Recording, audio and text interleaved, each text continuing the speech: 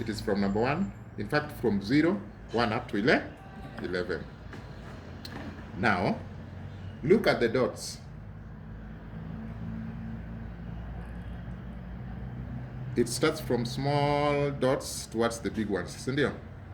Or you can start from big ones as you move to the small ones. You get?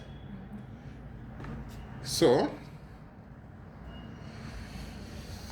this is where the arrow is.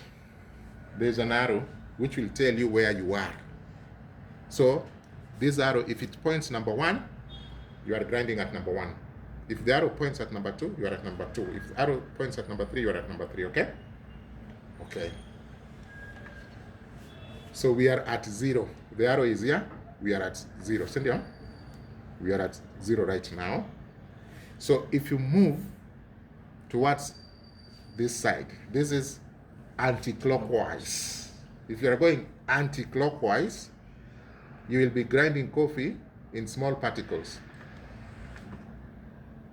You will be grinding coffee towards small. You see the dots? Yeah. So if you go anti-clockwise, you will be grinding coffee towards small particles.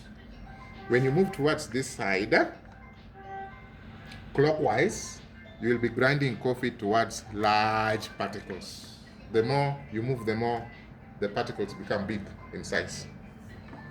Is there a question up to that point? Now, when we are grinding espresso, we normally grind fine when you're using espresso machine. So, 0, you are grinding nothing. So if you do 0.5, 0.1, you are at fine grind. Between 0 and 1, here you are at fine grind, okay? So let me ask you, where is the medium grind?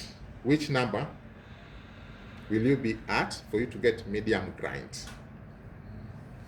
So in layman's language, you just divide 11 into 2, which is 5.5.